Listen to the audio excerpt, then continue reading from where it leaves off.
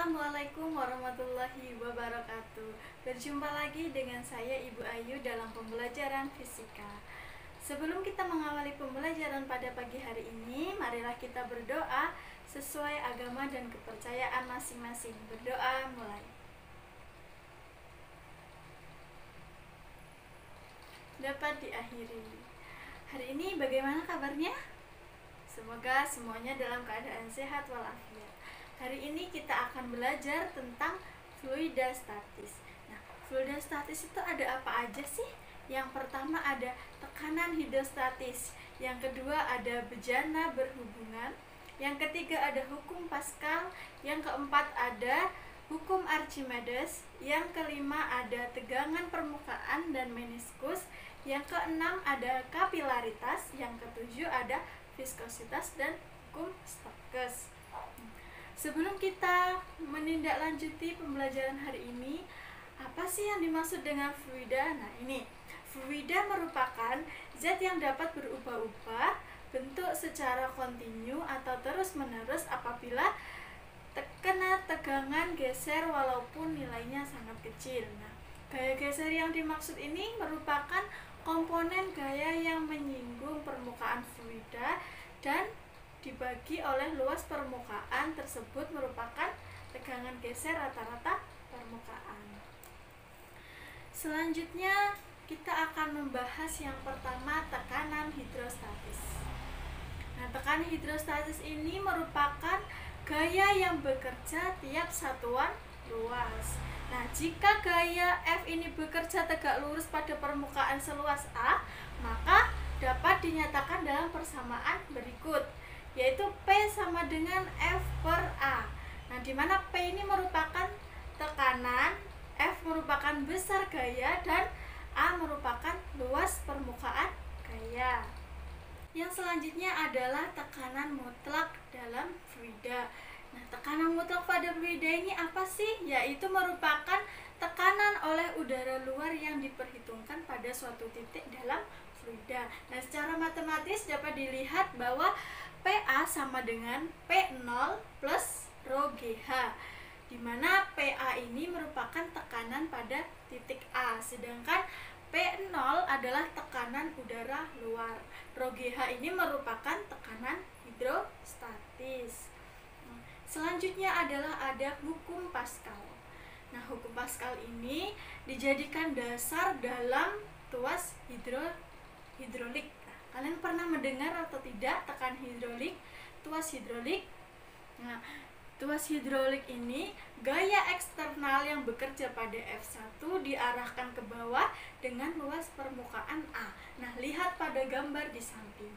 Maka cairan tidak dapat dimampatkan sehingga menghasilkan gaya angkat ke atas sebesar F2 dengan luas permukaan A2. Nah, untuk menjaga sistem dalam keadaan setimbang, maka harus ada gaya yang besarnya sama dengan F2, yaitu arahnya ke bawah dari beban eksternal, tapi dia tidak tampak. Nah, perumusannya dapat dilihat delta P sama dengan F1 per A1 sama dengan F2 per A2. Setelah kita mengenal hukum Pascal, yang selanjutnya adalah hukum Archimedes. Nah, hukum Archimedes ini merupakan hukum yang menjelaskan hubungan antara gaya angkat ke atas atau gaya apung dan gaya berat suatu benda yang masuk ke dalam zat cair. Nah, gaya apung ini dapat terjadi karena ada tekanan sekitar yang meningkat dengan kedalaman di bawah permukaan zat cair. Nah, secara matematis dapat dilihat hukum Archimedes dapat dirumuskan FA sama dengan rho C VC dikali G, di mana rho C ini merupakan massa jenis zat cair, VC merupakan volume dari zat cair tersebut, serta G merupakan percepatan gravitasi. Nah, dalam hukum Archimedes ini ada 3 keadaan, yaitu mengapung, melayang, dan tenggelam. Benda akan terapung jika memiliki berat kurang dari berat air yang dipindahkan. Artinya, rho benda ini lebih kecil daripada rho air. Yang selanjutnya adalah benda melayang. Itu jika berat benda sama dengan berat jenis air yang dipindahkan, maka rho benda sama dengan rho air. Yang ketiga, benda akan tenggelam jika memiliki berat lebih dari berat air yang dipindahkan. Artinya rho benda lebih besar daripada rho air. Nah, ini adalah contoh penerapan dari hukum Archimedes. Yang pertama ada balon udara, yang kedua ada kapal selam, yaitu ada perahu atau kapal laut ya. Dia bisa mengapung di air karena di bawahnya itu ada rongga udara yang menyebabkan massa dari kapalnya lebih kecil daripada massa jenis air. Yang selanjutnya ada tegangan permukaan dan meniskus. Nah, tegangan permukaan ini memiliki dua gaya tarik-menarik antar molekul, yaitu yang pertama gaya kohesi, yang kedua gaya adhesi. Nah, gaya kohesi ini merupakan gaya tarik antar partikel yang sejenis. Nah, contohnya itu bercampurnya air dengan gula, bercampurnya air dengan kopi, atau garam yang larut dalam air. Yang kedua ada adhesi, yaitu merupakan gaya tarik antar partikel yang tidak sejenis. Contohnya itu mencampurkan antara minyak dan air itu kan tidak bisa bercampur, itu merupakan gaya adhesi. Nah, selanjutnya yaitu meniskus. Apa sih meniskus itu? Yaitu merupakan sifat yang dimiliki zat cair berupa penampakan kelengkungan yang terjadi pada permukaan zat cair yang berada di dalam wadah. Nah, dapat dilihat pada gambar, itu merupakan permukaan air yang datar, terus ada yang cembung dan ada yang cekung. Nah, akan datar jika adhesinya sama dengan kohesi, akan cembung jika kohesinya lebih besar daripada adhesi, dan akan cekung apabila adhesinya lebih besar daripada kohesi. Setelah kalian memahami tentang tegangan permukaan dan meniskus, kita akan berlanjut pada kapilaritas. Nah, kapilaritas itu apa sih? Kapilaritas atau juga merupakan gaya kapiler merupakan gejala atau peristiwa meresapnya zat cair melalui celah-celah sempit. Nah, zat cair ini akan naik ke dalam pipa kapiler apabila gaya adhesinya lebih besar daripada gaya kohesi, dan akan turun. Zat cair ini akan turun dalam pipa kapiler apabila gaya kohesinya lebih besar daripada gaya adhesi. Dapat dilihat pada gambar di samping, itu merupakan air yang naik ke permukaan pada pipa kapiler, sedangkan pada raksa dia akan turun. Itu merupakan peristiwa akibat adanya gaya kohesi lebih besar daripada gaya adhesinya. Selanjutnya yaitu contoh penerapan dari kapilaritas. Itu ada rembesan air pada tisu. Nah, jika kalian menumpahkan air, maka kalian akan lap dengan tisu, dia akan menyerap ke dalam tisu. Yang kedua yaitu minyak tanah yang melalui sumbu kompor.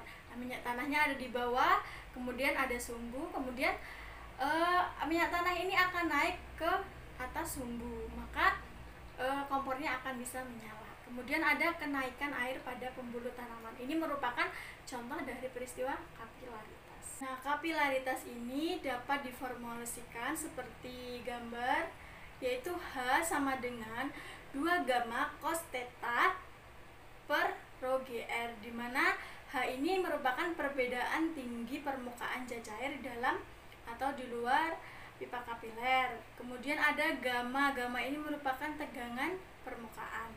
Kemudian ada percepatan gravitasi yaitu G, kemudian theta merupakan sudut kontak, R merupakan jari-jari, sedangkan rho merupakan massa jenis zat cair. Nah, selanjutnya setelah kita memahami kapilaritas, kita akan masuk ke viskositas dan hukum Stokes. Nah, viskositas ini merupakan ukuran kekentalan suatu fluida. Secara umum, fluida ini dibagi menjadi dua, yaitu fluida ideal dan fluida sejati. Nah, fluida ideal ini sifatnya tidak kompleksibel, tidak memiliki gesekan, dan memiliki kelajuan yang sama atau bisa disebut juga aliran laminer. Yang kedua adalah fluida sejati, di mana sifatnya ini kompresibel, memiliki viskositas, alirannya tidak stasioner atau bisa disebut juga aliran turbulen. Nah, dalam suatu viskositas ini semakin besar koefisien koefisien viskositasnya, maka semakin besar pula gaya gesek yang dialami oleh suatu benda jika masuk ke dalam fluida. Nah, setelah kita memahami bahwa semakin besar koefisien viskositas suatu fluida, maka semakin besar pula gaya geseknya. Nah, untuk menentukan besar gaya gesek suatu benda yang masuk ke dalam fluida ini dapat dilihat bahwa F sama dengan 6pi dikali koefisien viskositas dikali kelajuan bendanya dikali jari-jari.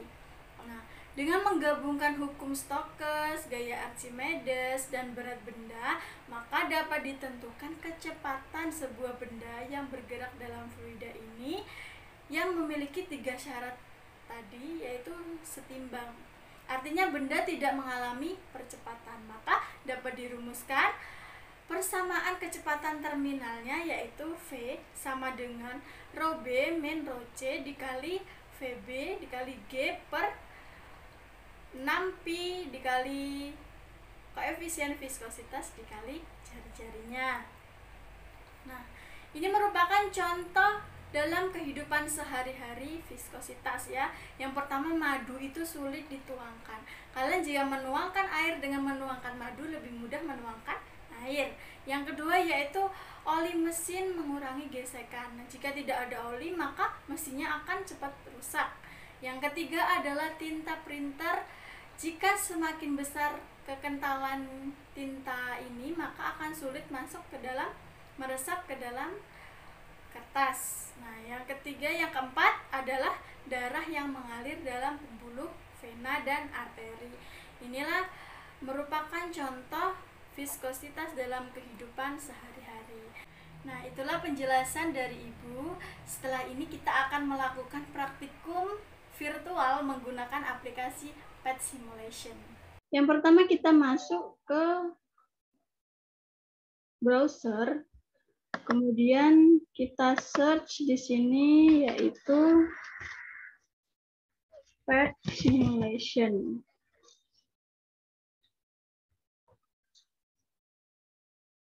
Nah, maka akan muncul ini, kita klik yang paling atas.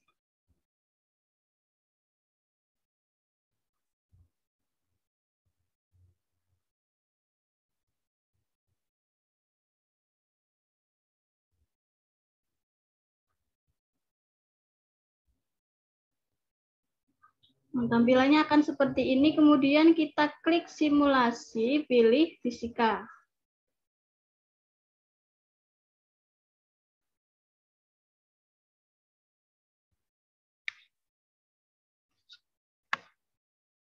Nah, akan tampak seperti ini penampilannya. Kemudian kita search di sini, kita akan melakukan simulasi tekanan hidrostatis.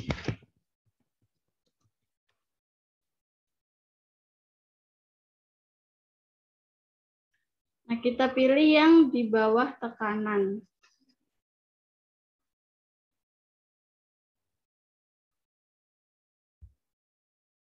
Kita tunggu sebentar untuk loadingnya.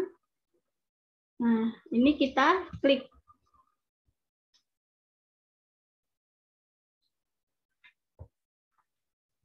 Maka akan muncul tampilan seperti ini.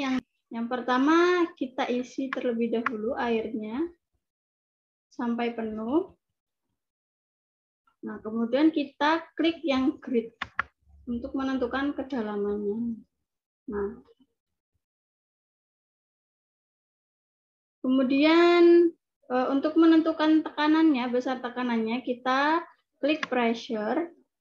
Kita masukkan pada kedalaman 3 meter. Nah, sebesar 130,669 kPa. Kemudian pada tekanan pada kedalaman 2 meter 121,104 kPa. Pada kedalaman 1 meter 110,955 kPa. Maka dapat disimpulkan semakin besar kedalamannya maka tekanannya akan semakin besar. Kemudian kita akan menghubungkan antara kekentalan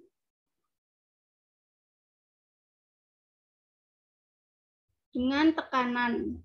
Nah, ini ditaruh di sini, di kedalaman 3 meter. Semakin besar intensitas fluidanya, maka tekanannya akan semakin besar. Ini jika digeser ke kanan, maka tekanannya akan semakin besar. Jika digeser ke kiri, maka tekanannya akan berkurang.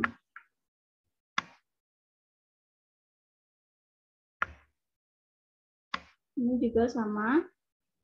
Pada kedalaman 2 meter, semakin intensitas fluidanya semakin besar, maka tekanannya juga semakin besar.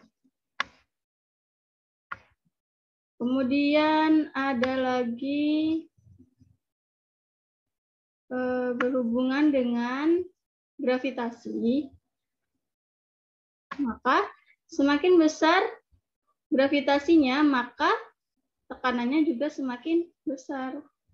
Kalau di bumi 130,284 pada kedalaman 2 meter, maka jika di Jupiter yaitu lebih besar 306,982 kPa.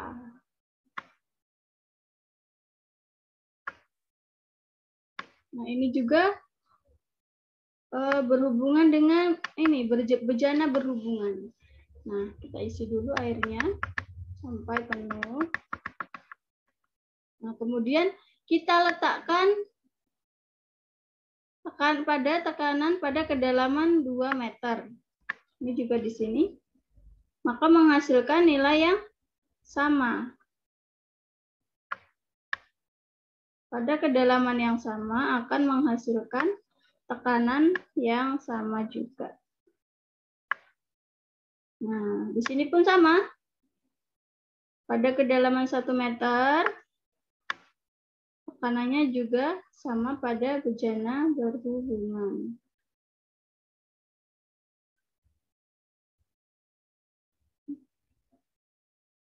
Nah, sama kan? Kemudian di bejana berhubungan yang lain juga sama. Pada kedalaman 1 meter, tekanannya sama. Itu ya.